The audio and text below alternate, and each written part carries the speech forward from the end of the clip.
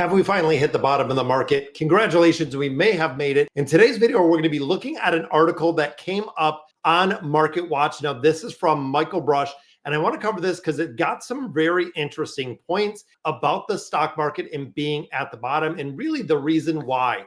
So there's no way to actually predict where the exact top is, the exact bottom, but some places there are a lot of clues, including insiders that are starting to purchase insider behavior, investor behavior, even looking at hedge funds, even thinking of the calls and the options and the longs and the shorts that we're starting to see, which means the stock market might not be at its very, very lowest point that we've ever seen, but it is at a 10% correction pace, which we have seen. Now, this also factors in, there's a lot of fear, a lot of uncertainty, a lot of doubt about buying stocks, which means for you and I, it is an absolute perfect opportunity to be buying that up at a 10% discount before we see the big ramp up. Now, traditionally, when we see a pullback like this, usually within about 90 days, so roughly a 3-month runway, we do see the stock market come back, and it usually comes back much stronger. Now, the points that he does really stress on here, number one, the US is not headed into a recession. So right there, fear mongering, putting it out on social media, seeing it everywhere where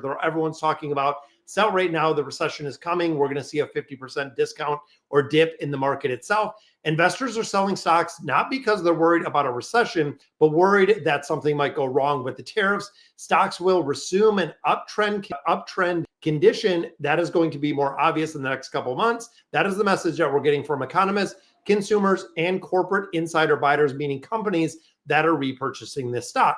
When we start looking at the key drivers, especially accounting for 2/3 of the GDP, which we know is the United States economy, we are the biggest consumer. That is where tariffs do come in play. Tariffs could be a problem if they go in effect. However, right now we're looking at 2 going on 3 months of just kind of the scare of the economy or of the tariffs could hurt the economy. And they note on here that tariffs are a consumer tax, so lower income and spending power, that will really take away the buying power. Tariffs unnecessarily make companies and banks a lot less willing to lend and invest, which could hurt the GDP, a forecast of 1.7 from 2.4, again, thinking of the tariff damage that we possibly see. Now, President Trump seems really fixated on putting in these tariffs. Don't know for what reason, when it's just going to hurt the economy overall. But Republicans, which have the control of Congress, do make a big decision in polling in that direction. There's a lot of people, including Bank of America, that are saying the jobs market is really strong. We know the inflation number came in at 2.8. So when you think of all of the things that drive the economy, all of those different buckets, all of them came in at a pretty good standard. Now, second one he notes in here, when times are tough, the tough go shopping. This is huge. U.S. consumer sentiment has plunged. According to U of M survey of consumers released March 14th, many consumers haven't changed their shopping behaviors, which is a takeaway from the retail sector. We are still seeing a lot of companies that are posting the profits that are expected, or even some that are still posting those record profits, meaning even though with the uncertainty in the market, even with the tariffs, people are still spending. We haven't seen the material changes when it comes to consumers and how the actual behavior in the spending is doing. And of course, this means that a lot of people are doing this with debt. They're using it for credit cards. They are racking up the bills. Now, the third one he notes is insiders are buying again. After staying sidelined for months, corporate insiders have started and buying over the past 2 weeks. So again, this is very notorious. When you think about the inside track, when you think of companies and also corporate insiders, they are starting to repurchase the stock in the company, and it's at that 10% discount that we've seen. There have been more than $1 million plus purchases, which is super unusual for the market.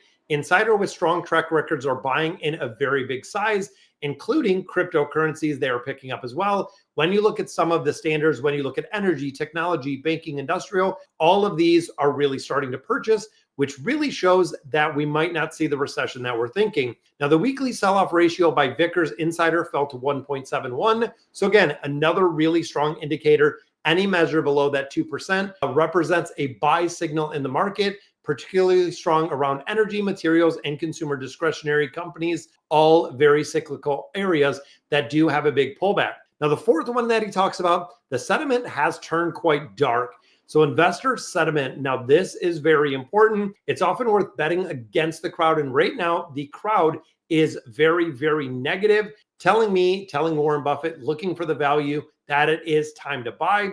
when you look at the investor's intelligent bull bear ratio, fell to 0.8. The indicator usually says a buy signal whenever it goes below 1%, or that 1.0, as history has shown, and it's going to repeat itself again. The American Association of Individual Investors also surveyed that it should be in flashing a buy signal because the bears have excess bulls by more than 10% for 4 weeks in a row, which again, really going into some of these. So some of the very big companies, and I just want to note these real quick, that he notes within this article itself. One is the Wynn Resorts, which of course, Las Vegas, and they have a bunch of Boston Harbor casinos, a lot of different places.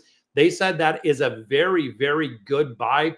The stock is trading at a 50% discount, an average trailing its 5-year price, meaning it has a lot of upside swing. Number two, they note in here, Victoria's Secret, December solid sales growth of 7%. So again, even with everything that's going on in the economy, people are still buying women's intimate apparel, flashing a sales green or buy. This is one reason when it fell to the 19% range, when it was closer to $50 in December. So when you think about this, it is a 48% discount on this stock. So if you're looking at the price to sales ratio, even though the stock has went down 48%, they are still producing a very solid sales growth year over year, which is very interesting.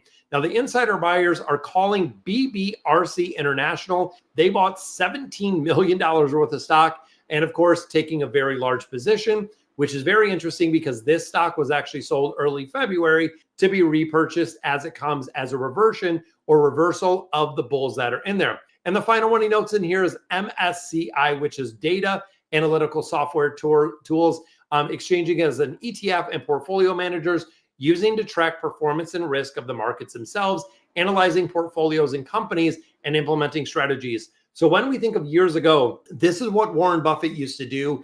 Now we have technology, now we have the tools, now we have everything to analyze companies at a super fast pace and seeing exactly how they're trending, knowing the performance calculations and really the ranking on where these are. If it's a buy, if it's a strong buy, if it's a hold, if it's a sell, makes a really big difference because you don't have to dig through, thousands of pages of a company's report. You can get a very quick synopsis. And as AI generates, as it gets a lot more intuitive, a lot more really in tune, looking at a lot of the AI generated portfolios, they are doing incredibly well when we look at the performance in really opposed to having a traditional financial advisor or trader. Some of the robo advisors are doing incredibly well, and even AI that is building specific portfolios. So, all right, guys, that is going to do it for today's video. Again, this is an article if you want to go read it over on Market Watch. The odds are good that the stock market has finally bottomed out with the reasons that we did cover in the video.